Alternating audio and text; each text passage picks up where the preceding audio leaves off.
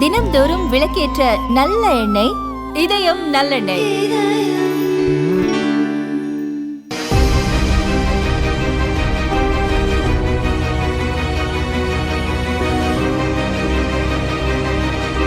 இந்தியாவில் ஆங்கிலேயர்களுக்கு எதிராக 1857 நடைபெற்ற சிப்பாய் கழகமே முதல் சுதந்திர போராட்டம் என்று கூறப்படும் நிலையில் அதற்கு வெகு காலம் முன்பாகவே தென் தமிழகத்தில் கிளர்ச்சி வெடித்ததற்கான சான்றுகள் உள்ளன.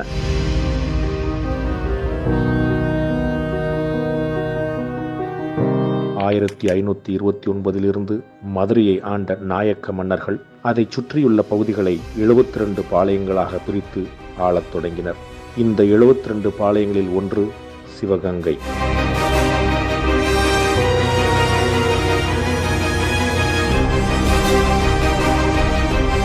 இந்த பாளையத்தை 1749 முதல் முத்துவடுகநாதர் என்பவர் ஆண்டு வந்தார். இவர் ஆங்கிலேயர்களுக்கு வரி செலுத்த மறுத்ததால் அடிக்கடி போர் மூண்டு வந்தது. ஆங்கிலேயர்களுடன் ஏற்பட்ட ஒப்பந்தத்தை அடுத்து முத்துவடுகநாதர் பெரிய படைபலம் ஏதுமின்றி காளையார் கோவிலுக்கு சென்றார். இதை அறிந்த ஆங்கிலேய படைகள் 2 தரப்பாக பிரிந்து காளையார் கோவில் சென்ற முத்துவடுகநாதரையும் சிவகங்கை கோட்டையையும் ஒரே நேரத்தில் தாக்கின.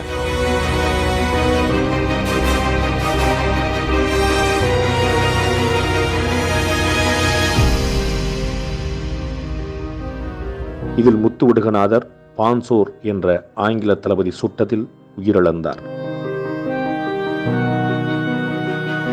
இதனையடுத்து சிவகங்கை சீமை ஆங்கிலேயரின் ஆட்சிக்கு கீழ் வந்தது.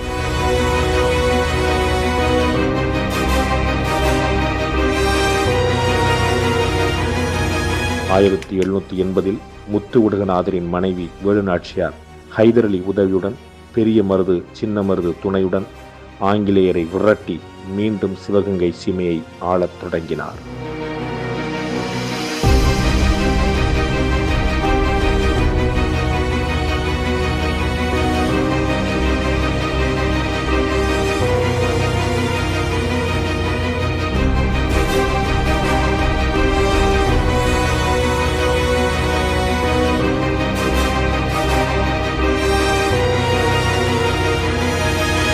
ஆயிரத்தி 1793 தனது பேத்தி அகால மரணம் அடைந்ததால் கடும் துயரத்துக்கு ஆளான வேலுநாச்சியார் டிசம்பர் 1796 25 உயிரிழந்தார்.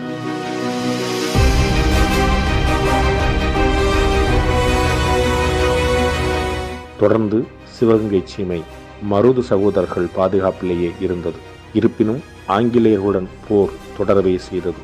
இந்த காலகட்டத்தில்தான் பலமிக்க ஆங்கிலேய படையை வெல்ல ஒரு வலுவான கூட்டணி அமைக்க வேண்டிய அவசியத்தை உணர்ந்த சின்ன மருது அதற்கான வேலையில் இறங்கியிருந்தார். இந்த சமயத்தில் வீரபாண்டிய கட்டபொம்மனின் தம்பி ஊமைத்துறைக்கு அடைக்கலம் தந்ததாக கூறி 1801 மே 28 ஆங்கிலேயர்கள் சிவகங்கை சீமை மீது போர் தொடுத்தனர்.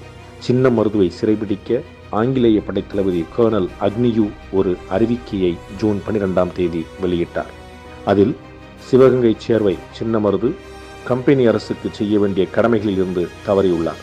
கம்பெனி அரசின் ஆணைகளை மதிக்காமல் பாஞ்சாலங்குறிச்சியின் போராட்டக்காரர்களுக்கு ஆட்களையும் ஆயுதங்களையும் கொடுத்து வருகிறார். முறையான வாரிசாகவும் இல்லாமல் சிவகங்கையின் மீது தனது முறையற்ற அதிகாரத்தை செலுத்தி வருகிறார் சின்ன மருது. இப்போது சிவகங்கையின் அரியணையை அபகரிக்க ஆயுதங்கள் எடுத்து போராடி வருகிறார். இதனால் கம்பெனி அரசு சின்ன மருதுவையும் அவரது ஆதரவாளர்களையும் தண்டிக்க கர்னல் அக்னியூவை ஒரு படையோடு அனுப்பியுள்ளது.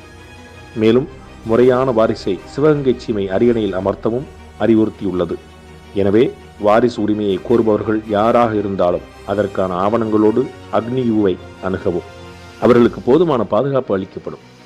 கிளர்ச்சியாளர்களுக்கு தகுந்த தண்டனை அளித்த பிறகு வாரிசுரிமையை பற்றி தீர விசாரித்து உரிமை உள்ளவர்களுக்கு பட்டம் அளிக்கப்படும் என்று அந்த அறிவிக்கையில் கூறப்பட்டிருந்தது.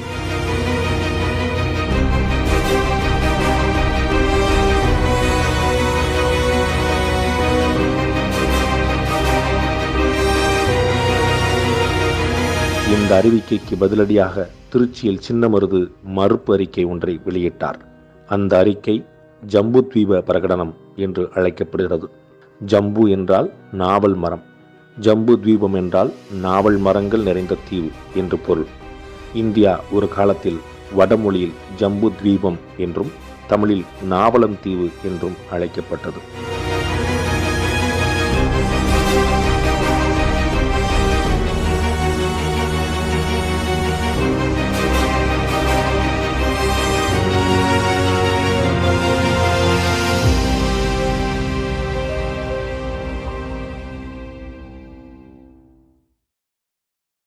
தமிழ்நாட்டின் தலைசிறந்த சித்த மருத்துவ கல்லூரி நமது சிவராஜ் சித்த மருத்துவ கல்லூரி 17வது பேட்ச் அட்மிஷன் நடைபெறுகிறது. தொடர்புக்கு 7488835500.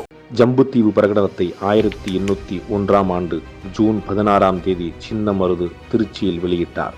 திருச்சி கோட்டையிலும் ஸ்ரீரங்கம் கோவில் மதில் சுவரிலும் இந்த பிரகடனம் ஓட்டப்பட்டது. அந்த பிரகடனத்தில் அந்தணர்கள், சத்திரியர்கள், வைசியர்கள், சூத்திரர்கள், முசல்மான்கள் முதலான அனைத்து இனத்தினரும் ஆங்கிலேயருக்கு எதிராக போர் தொடுக்க வேண்டும்.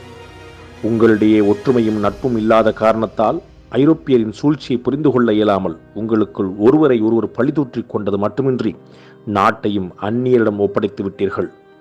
இந்த ஈனர்களால் இப்போது ஆளப்படும் பகுதிகளெல்லாம் மக்கள் பெரிதும் ஏழ்மையில் உழல்கிறார்கள். சோற்றுக்கு பதில் நீராகாரம்தான் உணவாக உட்கொள்கிறார்கள். உடம்பில் ஐரோப்பியனின் ரத்தம் ஓடாத அனைவரும் ஒன்று சேருங்கள். இதை படிப்பவர்களோ கேட்பவர்களோ இதில் கூறியிருப்பதை பரப்புங்கள்.